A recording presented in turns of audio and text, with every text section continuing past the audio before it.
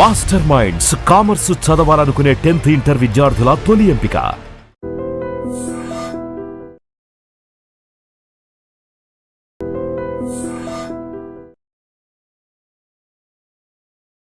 నమస్కారం, welcome to I dream. ధర్మ మార్గం విత్ విజిత కార్యక్రమానికి స్వాగతం.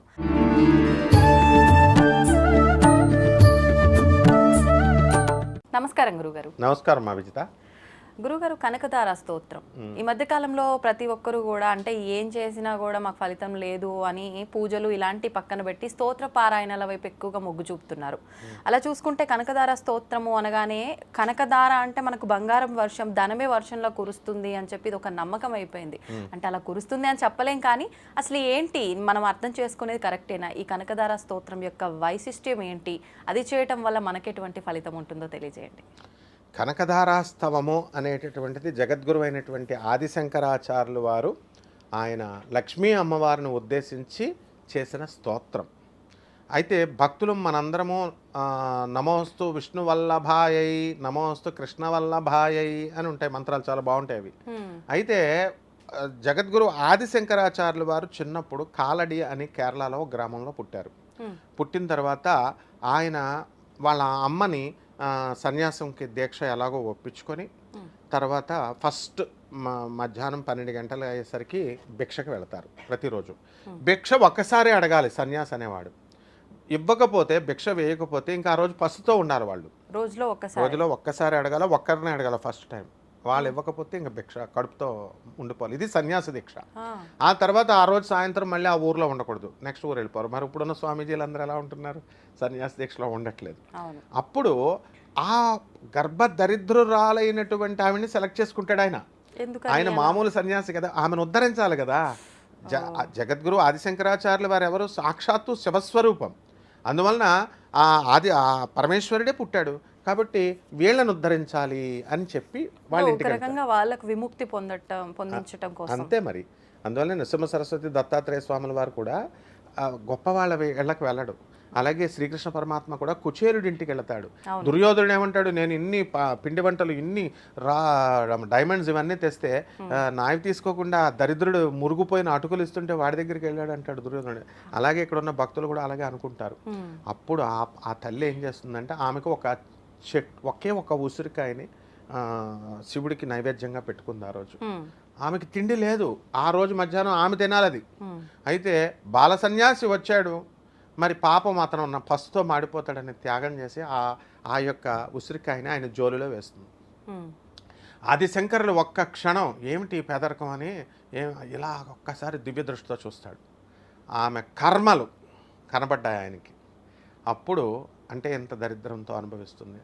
అందువలన లక్ష్మీదేవినే ఆదేశిస్తాడు. He doesn't request. భో లక్ష్మీ భో అని అంటాడు. అంటే అమ్మా లక్ష్మి రా, ఇవ్వు, కమాన్ గివ్ అంటాడు. ఎందువలన? ఐశ్వర్యం ఈశ్వరాదిత్యేత్. డబ్బులు ఎప్పుడు ఈశ్వరుడి చేతిలోనే ఉంటాయి. ఐశ్వర్యం. లక్ష్మీదేవి క్యాషియర్ మాత్రమే. శివుడు ఆదిశంకరుడు బ్యాంక్ మేనేజర్ సైన్ చేసి ఇమ్మంటేనే క్యాషియర్ ఇవ్వాలా, మామూలుగా క్యాషియర్ ఇవ్వకూడదు. వీళ్ళిద్దరూ ఓకే అయినా కూడా క్యాషియర్ ఏం చేస్తాడు? అప్పుడు మేనేజర్ చెప్పినప్పటికీ ఆయన అకౌంట్స్ చూస్తాడు, బ్యాంకులో బ్యాలెన్స్ ఉందా అని. బ్యాలెన్స్ లేకపోతే మనకివ్వడు. అలాగే ఈమె బ్యాలెన్స్ని చెక్ చేసింది లక్ష్మీదేవి. ఆమెకి లేదు, పుణ్యం లేదు. పుణ్యం లేకపోతే నాయనా శంకర, ఆమెకి ఇవ్వడానికి కుదరదు నాయన, ఆమె పుణ్యం చేసుకోలేదు అని అంటుంది. అమ్మా లక్ష్మి, నువ్వెవరివి? కర్మల్ని తొలగించే తల్లివి అని చెప్పి నేను I am recommending under the special discretion power of Jagadguru Adi Shankaracharya her bad karmas are dismissed అని ఒక్క పదం అంటాడు. అనగానే అంటే విశేషమైనటువంటి అధికారాలు గురువుకు ఉంటాయి. ఆ గురువు యొక్క ఆదేశంతో మొత్తం ఆమె కర్మలన్నీ వ్యానిష్ అయిపోయినాయి, మాయమైపోగానే అప్పుడు మహాలక్ష్మి ఎస్ నాయన, నౌ షీ డిజర్వ్స్, నేను ఇస్తాను అని చెప్పేసి ఈ యొక్క బంగారు ఉసిరికాయలు కురిపించేసింది.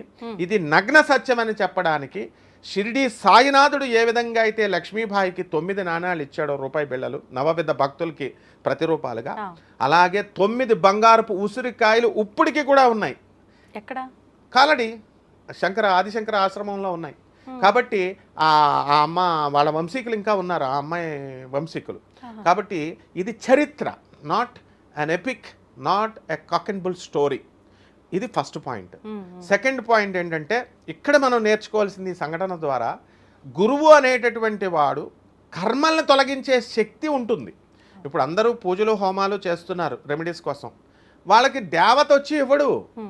దేవత హీ డజంట్ ఇంటర్ఫియర్. దేవుడు ఎప్పుడు ఇంటర్ఫియర్ అవ్వడు. నేను కృష్ణుడు చెప్పాడు, నాకు ఎవరి మీద ద్వేషం లేదు, ఎవరి మీద నాకు కోపం లేదు, నేను పక్షపాతిని నిష్పక్షపాతంగా ఉంటానన్నాడు. But who then interferes? గురువు ఇంటర్ఫియర్ అవుతాడు. ఆ గురువే ఆదిశంకరుడు, ఆ గురువే శ్రీకృష్ణుడు, ఆ గురువే దత్తాత్రేయ స్వాముల వారు. అందువలన ఆ యజ్ఞం చేసినటువంటి ఫలితాన్ని గురువు తీసుకొచ్చి ఫలితాన్ని ఇస్తాడు. అందుకే గురువు ద్వారా మంత్రోపదేశం చేసుకోమని అంటారు, అది అర్థం అందులో.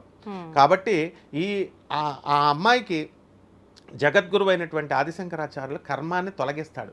అందువల్లనే మనందరం కూడా ఎప్పుడు శంకరా పాహిమాం శారదా రక్షమాం అని అడిగినప్పుడు, ఈ కనకదారాస్తవాన్ని చదివినప్పుడు ఉసిరికాయలు గ్యారంటీగా కురుస్తాయమ్మా.